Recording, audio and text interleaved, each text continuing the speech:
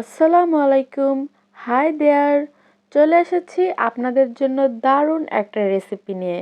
আজ আপনাদের তৈরি করে দেখাবো টমেটো সস বা টমেটো কেচাপ। এই রেসিপিটা আপনারা পুরোপুরি দেখে নিলে আর টমেটো সস কিনে খেতে হবে না। আমাদের সবারই কিন্তু ফাস্ট ফুড বা স্ন্যাক্স জাতীয় খাবার খেতে সসের প্রয়োজন হয়। এটা কিন্তু আমাদের মুখের রুচি বাড়াতে সাহায্য করে, আবার মুখরোচক খাবারটাকে আরও অনেক বেশি সুস্বাদু করে তোলে। চলুন তাহলে আমরা এই ঝটপট ইয়াম্মি রেসিপিটা দেখে নেই। ভিউয়ার্স, এখানে আমি 3 কেজি পাকা টমেটো নিয়েছি। আপনাদেরকে এটা আমি সংরক্ষণ সহই দেখাবো। এবারে আমি এগুলোকে ভালো করে ধুয়ে নিয়েছি, তাই এখন এগুলো কেটে নিচ্ছি। কাটার জন্য প্রথমেই একটা ধারালো ছুরি নিয়ে নেবেন, তারপর আস্তে আস্তে এর মাথাটা কেটে ফেলে দিয়ে এটাকে 4 ভাগ করে নেবেন। এভাবে কেটে নিলে এটা খুব তাড়াতাড়ি সিদ্ধ হয়ে যাবে।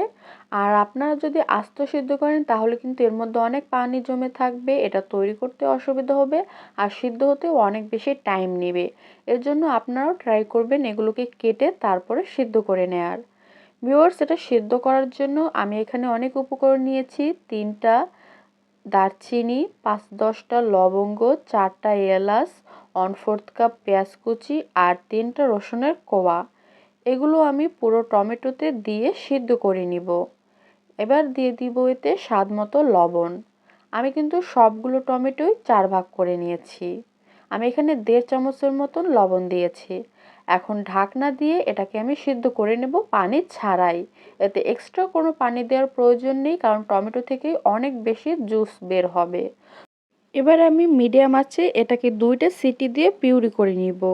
ভিউয়ার্স, টমেটোটা দেখুন একদমই পিউরি হয়ে গেছে, পানি দেইনি, তারপর কিন্তু অনেক বেশি জুস বের হয়েছে।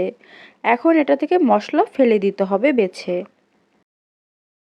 এবারে আমি গরম মশলাগুলো বেছে ফেলে দিব, মানে দারচিনি, এলাচ, লবঙ্গ এগুলোকে বেছে ফেলে দিচ্ছি। কারণ এগুলো থাকলে কিন্তু এটা ব্লেন্ড হবে না পুরোপুরি, আর ব্লেন্ড হলেও অনেক সমস্যা তৈরি করবে, তাই আমি ফেলে দিয়েছি। এবার টমেটোটা পুরোপুরি আমি ঠান্ডা করে নিয়েছি, তারপরে ব্লেন্ডারের জারে দিয়ে আমি 2-3 বার করে এটাকে ব্লেন্ড করে নিব। কারণ একসাথে পুরো টমেটোটা কিন্তু ব্লেন্ড করা যাবে না। প্রতিবারই ব্লেন্ড করার পর এটা একটা স্ট্রেইনার দিয়ে স্ট্রেইন করে নিতে হবে। কারণ এতে যে অবশিষ্ট একটা অংশ থেকে যাবে, যেমন এই আঁশগুলো, এটা থাকলে কিন্তু টমেটোটা সস তৈরি করতে অনেক অসুবিধা হবে। আমি এখানে পুরো লিকুইডটা মানে পিউরিটা নিয়ে নিয়েছি। পুরোটা দিয়ে সস বানাবো না, অর্ধেকটা ডিপ ফ্রিজে সংরক্ষণ করে রাখবো। আর যে কোনো সময় বের করে কিন্তু এটা দিয়ে সস বা টমেটো কেচাপ তৈরি করা যাবে। এবার একটা বাটিতে 1/2 কাপ পরিমাণ আমি ভিনেগারে 2টা তেঁতুল, পাকা তেঁতুল ভিজিয়ে রাখছি 20 মিনিটের জন্য। আর একটা পরিষ্কার কাপড় ভালো করে ধুয়ে নিয়েছি। আর টমেটো পিউরিটাকে আমি আরও একবার স্ট্রেইন করে নেব এভাবে কাপড় দিয়ে, যাতে এতে যে আরও অবশিষ্ট অংশ রয়েছে যেটা স্ট্রেইনার দিয়ে ভালোভাবে আমরা স্ট্রেইন করতে পারিনি, সেটা কিন্তু যে কোনো পাতলা কাপড় দিয়ে আপনারা স্ট্রেইন করে নিতে পারবেন। আবার চাইলে আপনারা কিন্তু প্রথম ধাপেই কাপড়ে 2 বার করে স্ট্রেইন করে নিতে পারেন। দেখুন কতটা অবশিষ্ট এর মধ্যে থেকে বের হয়েছে, ওটুকু আমি ফেলে দিব। আর এটা কিন্তু একদমই এখন পাতলা দেখাচ্ছে, যা জাল দিলেই আবার ঘন হয়ে যাবে। সো এবার আমি এটাকে জাল দিয়ে নিব। 1 চামচ কাশ্মীরি লাল মরিচের গুঁড়া দিলাম কালারের জন্য। 1 চামচ দিচ্ছি লাল মরিচের গুঁড়া, বাংলাদেশি মরিচের গুঁড়া ঝালের জন্য। এবার আমি এটাকে একদম ফুটে যাওয়া পর্যন্ত জাল দিতে থাকবো একদমই লো আছে। আমার এই সসটা তৈরি করতে টাইম লাগবে 10 থেকে 15 মিনিটের মতন, কারণ আমি এখানে কিন্তু অর্ধেক পরিমাণে টমেটো পিউরি নিয়েছি। এবার আমি 1/2 কাপ পরিমাণ চিনি দিয়ে দিলাম। চিনিটা আপনারা স্বাদ অনুযায়ী কম বেশি বাড়িয়ে কমিয়ে নিতে পারেন। এখন আমি ভালো করে ফুটে যাওয়া পর্যন্ত এটাকে কন্টিনিউয়াসলি নেড়ে জাল দিয়ে নিব। সো এটা ফুটে উঠেছে। এখন এতে আমি আরও কিছু এক্সট্রা জিনিস অ্যাড করব একদম দোকানের মতো টমেটো সসটা তৈরি করার জন্য। প্রথমেই আমি এতে দিয়ে দিব যে ভিনেগারে আমরা তেঁতুলের কাঠ রেডি করেছি। ভালো করে আমরা তেঁতুলটা এর থেকে বিচি থেকে ছাড়িয়ে নিব, কাঠটা বের করে নিব। তারপর আমি এই কাঠটা টমেটোর মধ্যে দিয়ে দিব। এতে এতে এক্সট্রা একটা টক ফ্লেভার নিয়ে আসবে। আর তেঁতুলের স্বাদ তো এমনিই অসাধারণ, যে কোনো জিনিসেই তেঁতুলের কাজ অনেক বেশি খাবারটাকে রুচিসম্পন্ন করে তোলে।